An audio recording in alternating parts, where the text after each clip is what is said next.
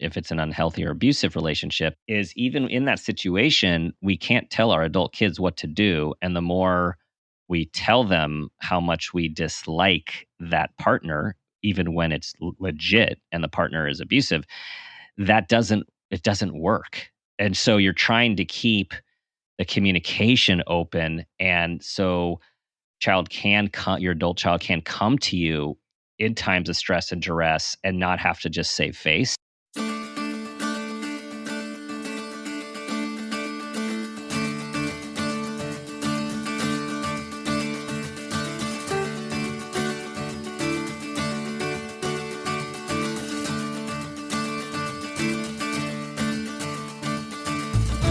Hello, everyone. I hope you all are staying safe during this summer. We're having lots of weather. We're having heat.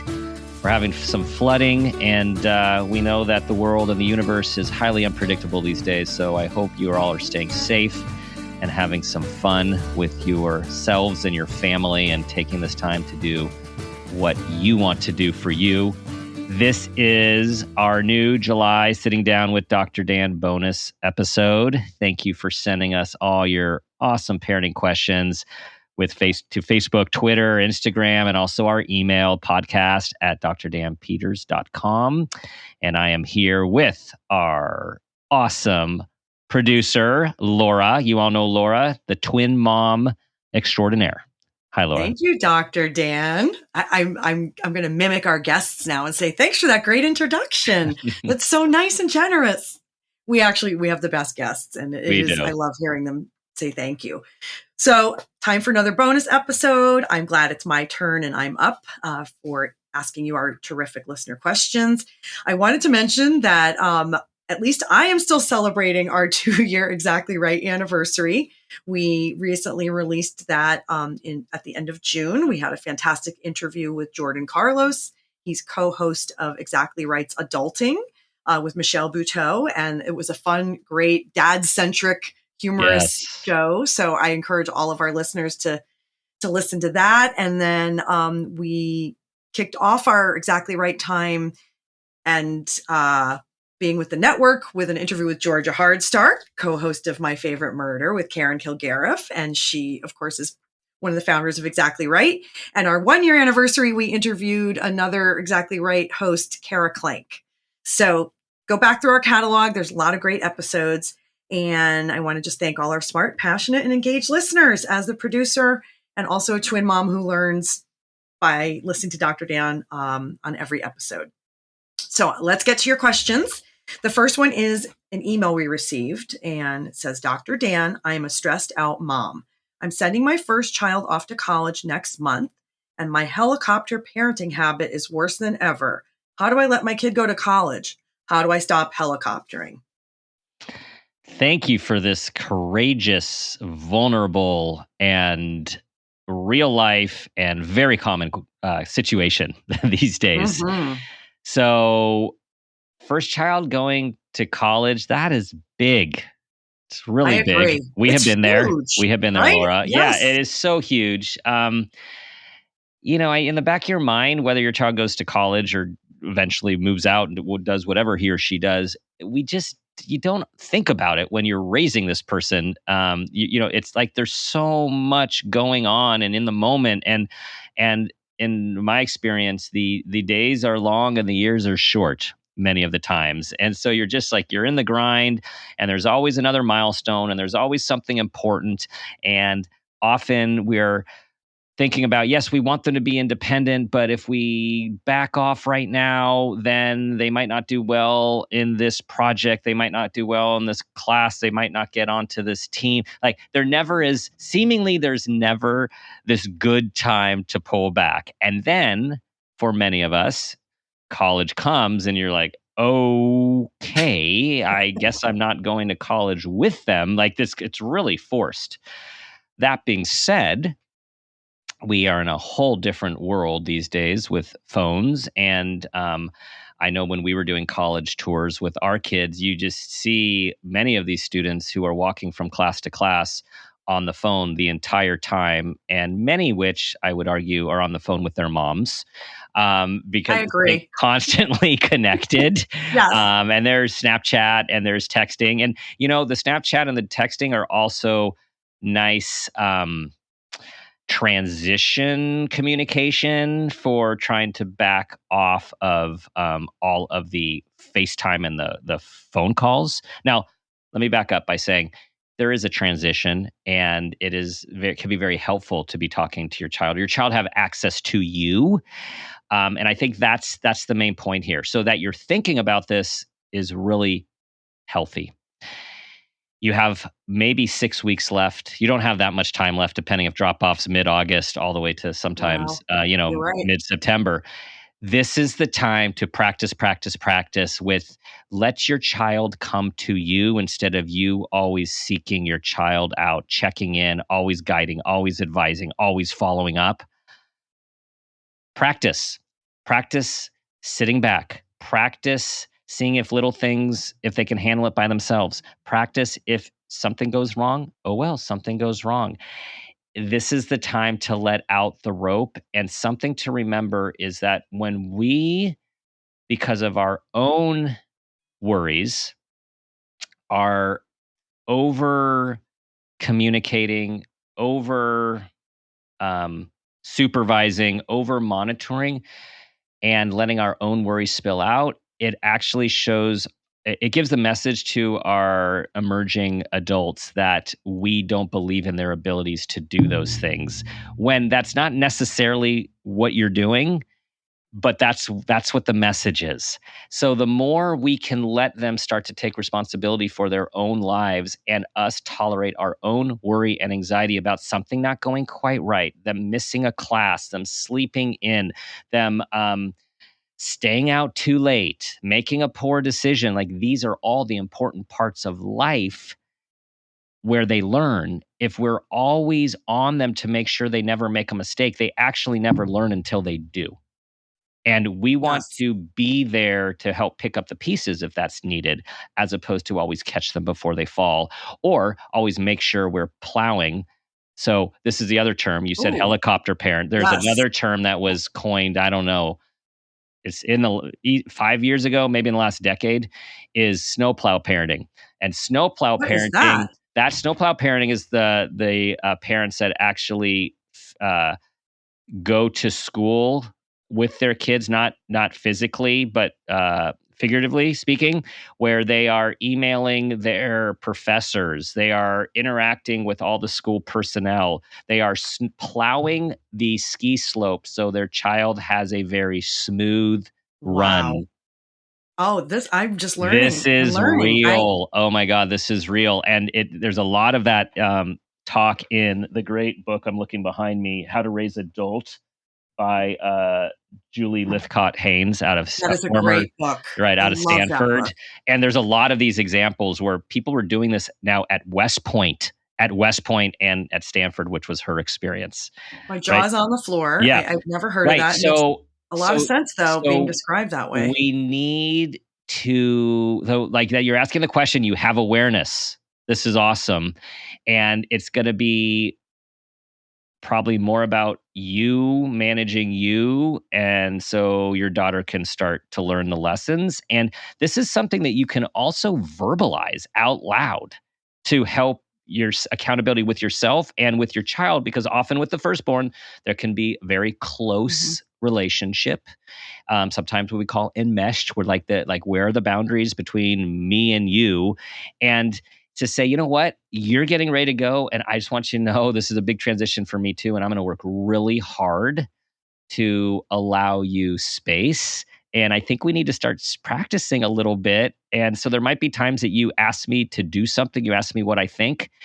and I know I usually answer, but I'm going to really practice putting it back on you to help you see what you think and help you come up with your plan, because we've been doing it this way a long time.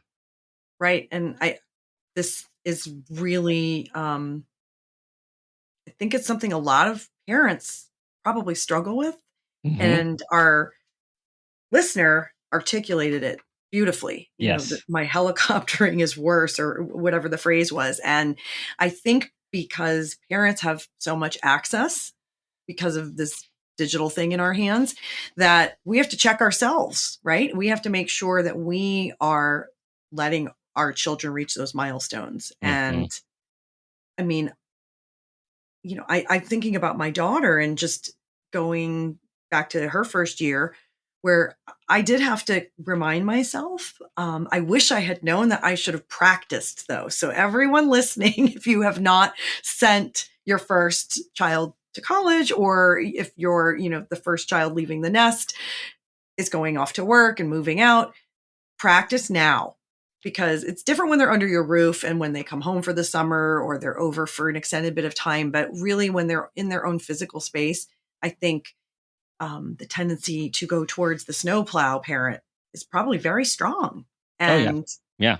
Checking ourselves will help with that transition. I think the emotional piece isn't talked about when it comes to the parenting side. When we talk about missing our children or letting go of kind of their childhood. But I don't know if we actually dive into the emotional piece of what it means to be a parent of a young adult and an adult. And the reason coming from my degreed self is all of this technology and access we have is new for us too. So we didn't have that with our parents, those of us of a certain age. You called once a week, maybe from college, or if you moved out, you would maybe, return home or meet out for a dinner or a coffee once a week or once a month. And now we can pick up our device. I'm waving mine around right now. And within seconds have a connection and an exchange. Yes. So, yes. And, this show is awareness is one of the key principles of the show. And this question is 100% an aware parent. Right. So this is like really okay, I'm aware that I need to let go. And actually with my child leaving, I feel like I'm actually doing more of my helicoptering behavior that maybe I normally do. And that's again, normal, right? We as humans, we try to like squeeze on, hold tighter when things are slipping away. And what Laura and I can tell you, having kids who are older, is it doesn't seem like it. And now, and there are bumps along the way for sure, which is part of the process. But the relationship that grows as your child grows and becomes a young adult and has this independence and then comes home as a more mature adult is really, you just can't even, you can't really understand it till you experience it. But it's the next thing to look forward to is this next stage of relationship with your child being in the world and your job being different as a parent. And even for me, with kids a little younger than yours, but still young adults, it's just hearing that is very reassuring. It's exciting. It's also, for me, kind of a teaching and learning moment of just what I need to teach myself and what I need to still learn about letting them evolve. And for all the parents listening, mom of twins here, but every age mostly has been my favorite age, and every age has magic. So I think we just don't have as many parenting books. We don't have as many sort of here's what you should do as our kids get older, which is one of the reasons our podcast is so important because we're dealing with all ages. And this is a really, important question from a stressed out mom. So thank you, stressed out mom. You're not alone. Yes, we're with you. And we're totally with you. And so yes, the emails were the majority of the ways we got our questions this month. And the second one is also from email, podcast@drdanpeters.com. It starts with, we send our 3 children to sleepaway camp for most of the summer every summer, Dr. Dan. Our new neighbors, also now new friends, are being very judgmental about our choice, and they keep making passive-aggressive comments. How do we, especially as a mom and dad who also went to camp every summer and loved it, tell them that the reaction is offensive, but in a way that we can all still get along since they live next door to us? ... Yes. Well, I am with you guys because camp is awesome. And I don't know, the majority of the people that go to camp, many think back on their camp experiences as among the best experiences of their life. I mean, it's just the friendships, the learning, the growth. You're trying new things. You're making friends that are some lifelong friends outside of your regular life. First crushes, first dancing, first archery, right? Like it's like sleeping over. It's just amazing, and it's so healthy. So I'm actually thinking your friends have some of their own. It's due to some of their own thinking or their own worries or their own insecurities about the decisions they've made, or some of, how them not feeling comfortable for whatever reason, sending their own kids away. And I think there's a few ways to go about it. I think you've tried the ignoring, which is just to sort of like, smile and let them, do a little passive aggressive dart, smile and wave, right, and just kind of like dodge to the right and just let the dart go right by you. But I also understand if they're good friends of you and they're next door and they keep talking about it. I think I would try to find a way to say in a nice kind of smiley way, like try to like make light of it. It's like, hey, it just kind of seems that you guys don't agree with the camp situation. And just kind of like be direct about it in a non-confrontational way and see if they can go there. Often people who are passive aggressive have a tough time going there. Like, oh, I don't know what you're talking about. Like if that's what you want to do, like that's fine. It's just not our preference. Okay.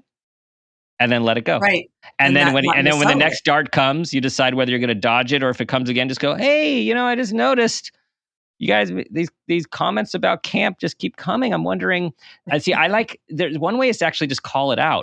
Gosh, seems like you don't agree with our decision about camp, right? Like because passive aggressive people they're being passive.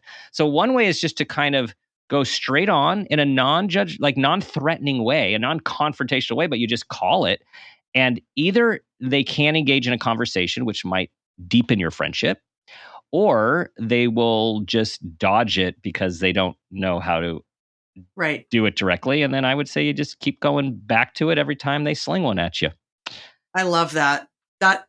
Right. When I read this, the word that popped into my head after I read this question when it came in was, ouch, these are your supposed friends. Yeah. And, I always try to live in a non-judgmental zone, but not everyone is the same. And so even in their passive aggressive way, right, they're passing some kind of judgment, even if it's just reflecting on their own experiences. And so I thought, how's Dr. Dan going to answer this one? But that feels really, it feels smart, respectful, and also conflict avoiding in a just sort of, what's the right word? In a friendly way that keeps the peace. So call them on it, but without being aggressive, and laugh it off. And as I was hearing you, I was thinking, oh, maybe they could even say, well, the kids are going to be home in another week, so you're not going to get to keep asking us about camp. Right. Yeah, there's something with them because they can't let it go. And I think if you can, we try to ground ourselves and not take it personally, because obviously you guys feel really confident in your decision and your own experience and your kids' experience. So this is not about you, it's about them. And I support you in addressing it if these are friends, right? We find out how, our friends are, who our real friends are, sometimes in the situations that are things that are important to us and when life happens. And so I would suggest, you can keep upping your directness if you feel this thing is not going away and it's really impacting your wanting to be with them. You don't want that to fester. And you just kind of call them out. Yeah. Live near one another. So it's probably good to get on this and clear the air. So, well, it just so happens that our next question ties to a reference you just made a little bit earlier, which was to your bookshelf. From social media, Instagram user is saying, Dr. Dan, are there any good books you suggest for parents? New, favorite, any topic? Just want to hear about something on your favorites list, please. Yes, I actually have some of those, and I was thinking back to all of the great books that I get to read for the podcast, and many of which, of course, have a parent focus. So I have a short list to recommend. So one is from a podcast guest we recently recorded, Hunter Clark Fields, Raising Good Humans Every Day, 50 Simple Ways to Press Pause, Stay Present, and Connect with Your Kids.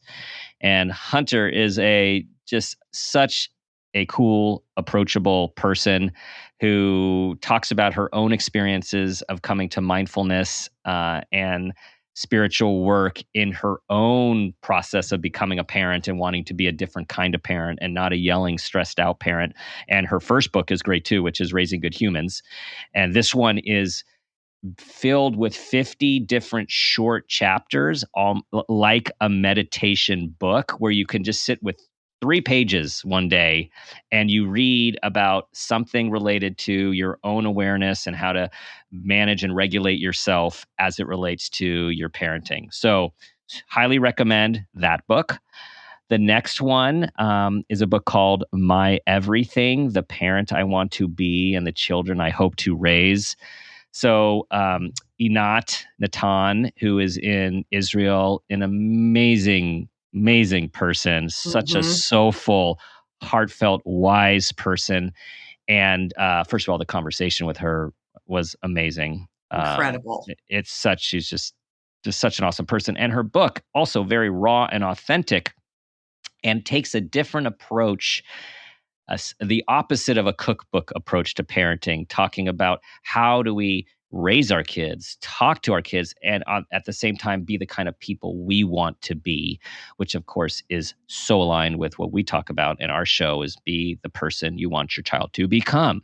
Yes. So My Everything: The Parent I Want to Be, the Children I Hope to Raise. The next one is with a guest that we've had a few times, Dr. Kenneth Ginsburg, who is an amazing pediatrician on the East Coast and a national and international expert on resilience and teenagers. And his latest book is Congrats, You're Having a Teen. Strengthen Your Family and Raise a Good Person. And what he really does is he takes on all the myths about being a teenager, about teenagers. I mean, and some of those myths, do happen in your home, but a lot of them just color our narrative and our language and our behavior about what we expect with teens. Like, look out. If they're like this now, just wait till they're teenagers. And so he normalizes all of this and talks about how you strengthen relationships to create these good humans. And I'll give one tidbit that's been really helpful to a lot of our listeners and clients of mine, which is he talks about 2 things not to do when you're parenting a teen. Over control on one end of the spectrum, and on the other is believe that your kids don't care about you. Right? This all or nothing. Right. I'm either going to control you and be really involved, or you don't care, so I don't care, and I'm just going to let you be. And he talks about all the stuff in the middle. He's a great guest. And listeners, if you just go into your search box, you can put in, Dr. Ken Ginsburg, and you'll see the episode links just come up on any places like Google or on your podcast platforms. He is brilliant, and he backs up all of his work with terrific research. He's, reframed how so many of our listeners think about their teens. Yes. And I have one more. One more. Wow. One more with an also amazing person and woman and NPR anchor who's had just such an adventuresome and inspiring life, Mary Louise Kelly. And Mary Louise, so this is a different kind of parenting book. She wrote her memoirs when her oldest was going off to college. Okay, getting it back to right, full circle. That's great. Full circle to our first question. The full circle on Parent Footprint. I'm cheering. It is called "It Goes So Fast: The Year of No Do-Overs." And it is about her life and balancing her career, which is very decorated and intense. And one needs to respond to the news as it comes, with the reality that her child, soccer player, her season's coming to an end. He's going off to school. there are no do-overs, and how she deals with it, reconciles it, where she feels she makes good choices, where she feels she didn't make the choice in hindsight she wished she made, and just how life happens. And so that's a great summer read as well. That is a great list, Dr. Dan. I will make sure that our show notes list all of those titles and authors. I think we have something for everyone and every kind of taste. And it's great for me to think back to some of these guests and books because, there are different kinds of lessons and you can distill them reading these different genres. So thank you. I love that question. I think we've only had. Well, you are you are the book person. I am the book person. So confession to everyone that, when I'm not wearing my producer hat, I am wearing a book publicist hat. Yes. So I am very blessed and lucky to do what I love in both parts of my career, and on our podcast, those worlds intersect in a way that I feel like does a lot of good in the world. And to work with Dr. Dan and show him books, he teaches me about books. Like we're always kind of telling each other what's on our very reading meaningful list next. Okay, number 4, dad writing on an email. Our daughter is in her 20s and she does not live at home anymore. She just told my wife and I that she is in a serious relationship with a man in his 40s. So again, the daughter's in her 20s, serious relationship with a man in his 40s. As parents, we are shocked, scared, and unsure what to do. Our initial reaction to her was not positive. We weren't great. Now she's withdrawn a bit. She's still answering our texts. How do we move on from here? Yeesh, move on. Father to father, I feel you. So, do-overs. We just talked about no do-overs. Oh, I love your connecting today. Yeah, I know. It's just happening. It's just happening in real time here. Okay. We're in the zone. So you gave a human parent response based on concern, I'm guessing fears and worries, and maybe some high emotionality. And shock, maybe. And shock, right? As you said, shock and scared, right? That is high emotionality. Yeah, right. So here's where we backpedal and we apologize for our strong reaction and say, not an excuse, but just explaining it came from love and concern and was likely not fair or not fair. And we actually want to learn more. Right? Because some of these scenarios may not be what's best for your adult child. You might not think is what's best for your adult child. And you might be right. You still don't have any say. And the more you show your disapproval, the less communication and the less influence you actually will be able to have. And then your daughter might be put in a corner where even when if she decides this isn't a good relationship for her, she doesn't want you to be right. And then could potentially stay in an unhealthy relationship because of the way it all went down. The I told you so is too painful for many. So I feel it's like just about like, hey, can we start over? And you own it as a human, like as a parent and as a loving parent with your own concerns, and just say like, that was a really strong reaction. I don't think it was fair. And we want to be able to talk with you, and we want to be a part of your life, and we want to learn more about your boyfriend. And we'd like to meet him. We'd like to, can you give us another chance? Can you accept our apology? Now, there is a possibility, without knowing any of the details, like there are some people who are really mature and in their 20s are really fed up with all of the immature 20-year-olds who are involved in the hookup culture and the non-commitment culture, which is very prevalent these days, and are just and the party culture, and they're just sick of it. And they met someone who is either mature because they are mature at their age, or as a 40-something-year-old, they're still a little less mature as a 40-something-year-old, and your daughter is mature, and they're meeting in the middle. And it actually could be something real and significant, but you want, just like with a teenager, you want to take out what I call like the Romeo and Juliet effect, which is to basically say, you can't do this. We forbid it, which just makes something stronger, which doesn't necessarily, for a healthy reason, stronger. It's more like, you're not the boss of me. Like that, just no matter how old we get, we don't lose you're not the boss of me parents. I'll show you the more you try to control my life. Right. That's just kind of like a primal reaction between kids and parents, regardless of the age. So that's a really thoughtful approach. It's honest, it's human, it's truthful on the side of the parents. So I do agree with all of that. And I think in listening to you assess the situation, we don't want these parents to lose their daughter as a result of a choice she's making, unless she's in harm's way or, something where someone else is going to get hurt.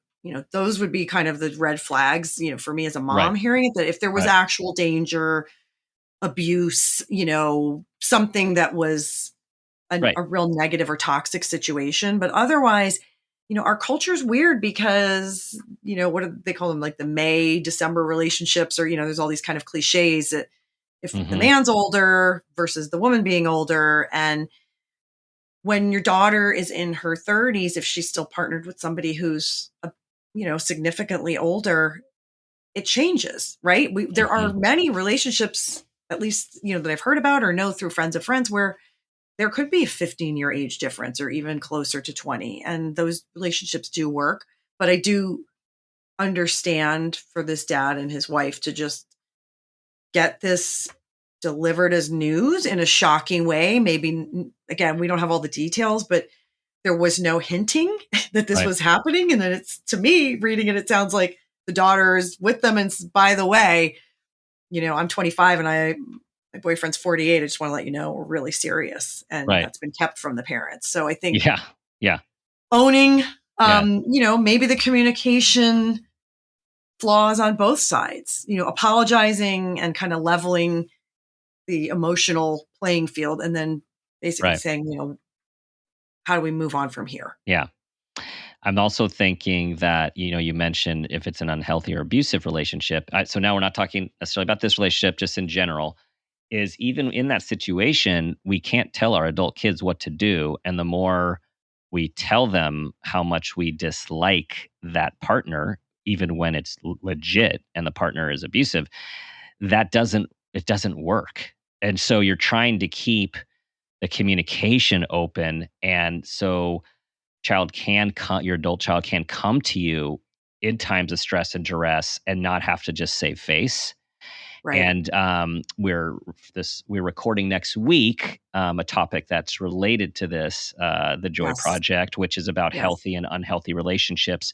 And what do we do when we have a friend or a family member in an unhealthy relationship, and how do we help educate people about healthy versus unhealthy? So, there's just oh my God, this person is so much older than my adult child. And then there's these other scenarios where it's like, this isn't healthy, this isn't safe. And those are more complex situations. Right. So I think you've given these parents, I hope they agree, a healthy entry point into dialogue about this, to eventually meeting this person, kind of putting their own eyes on the relationship, and, having an open mind, being fair, but still, owning up to the fact that they have that parental protectiveness, in there. So, okay, well, we are on our fifth question. Today's episode is flying by. So this one came from social media, and it is about an elementary school young man. Our elementary school son does not have any friends. We really mean that. Sure, he socializes during the school year and during the day, but he does not want to see acquaintances after school, on weekends, during the summer. And that's one of the reasons that we're writing this. He's alone most of the time. Is this okay? Is this healthy? Please help. So, I hear about this a lot, and I've worked with a lot of families like this with this situation. I'd want to know, like, there are questions that I ask, which is, how is the child at school? Like, does the child have acquaintances? Does the child relate to others? Are there preferred playmates at school? What do the teachers say? What does school staff say? Um, how are his social, like, does he have basic social skills? And then it's like, okay, is he anxious or avoidant, have some social anxiety, like he just doesn't want to, he's afraid of doing something wrong or saying something stupid, which is a lot of social anxiety, being humiliated. Yes. And so he avoids it. Also want to know if a child is an introvert. A lot of times introverts really like to be by themselves. They like to do their own thing. They really get their fill of social relationships at school, and they really look forward to after school, the weekends and the summers, where they can just do their own thing. I also ask the question of, is your child seemingly okay with this, or are they wanting more social engagement? Because sometimes they can, like, back to the introversion model, is they're like, yeah, I'm just like really happy at this age doing this by myself, or I'm really lonely and I wish I had more friends. And Right. that one, we are wanting to step into it, I think, a little stronger, which is, okay, how do we help this child get the skills, make the connections? um, Also wondering about summer programs, summer classes, day camps. And some of these kids will go, and some of the other kids are like, no, I just don't want to have my day structured. I just want to chill.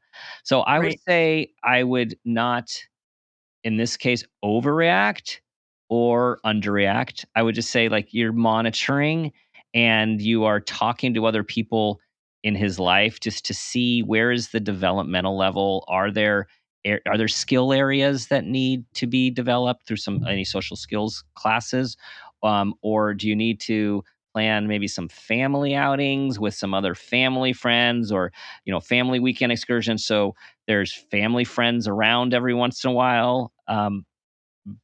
But I'd monitor at this point. Well, I think I'm looking at the question again. We don't know the age, so we can set it in elementary school. Right. So I do think your checklist of questions, I hope our listener just kind of takes stock and maybe does a little observing, like you said, a bit of monitoring. It's hard to know. I totally get the introverted kiddo model, and summer especially is a time to recharge. Hmm.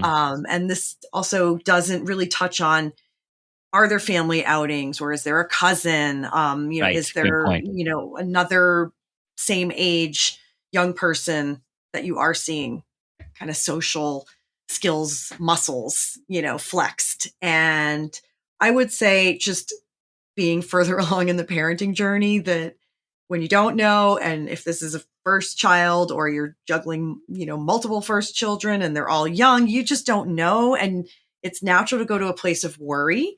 But I also think, as a parent and a very engaged mom, that if there were red flags happening during the school year and now it's summer, that by now you may have heard something from a teacher or an aide.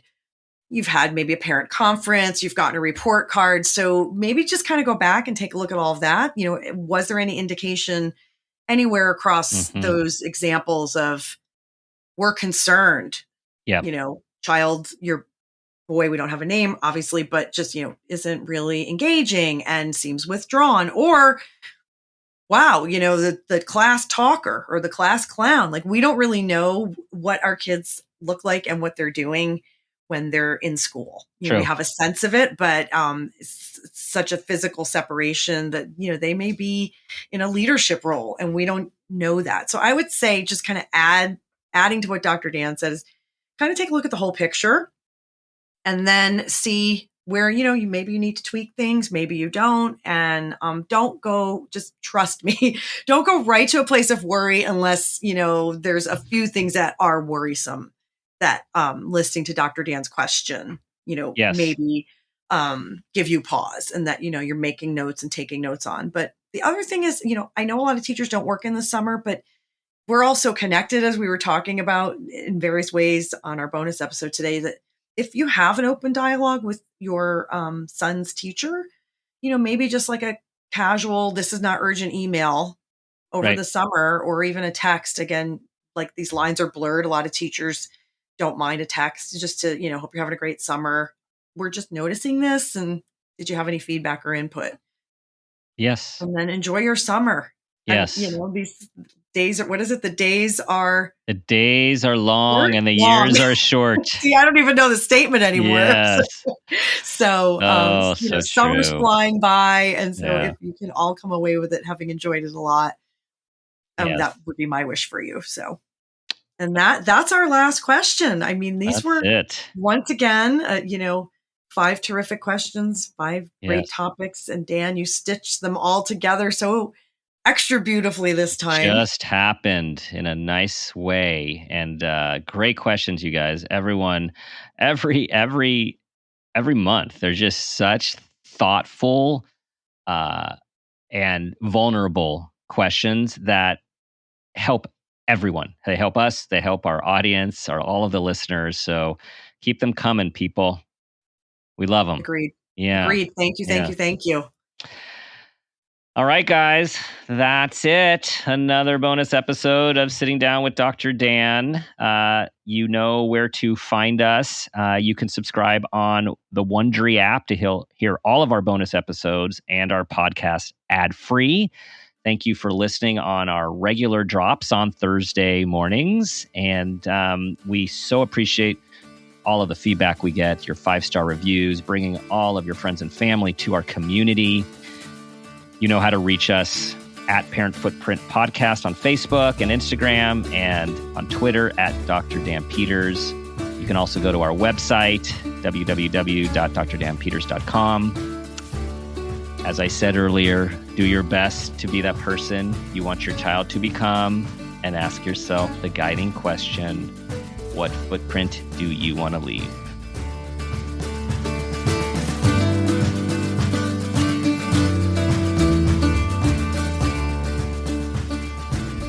This has been a Peters and Rossi production. Parent Footprint with Dr. Dan is produced by Laura Rossi. Our engineer is Phil Rossi. Theme music is Mountain Spring High, composed and performed by Gabriel Lewis. Artwork is by Garrett Ross. Follow us on Instagram and Facebook at Parent Footprint Podcast, and on Twitter at Dr. Dan Peters. For more information, go to exactlyrightmedia.com.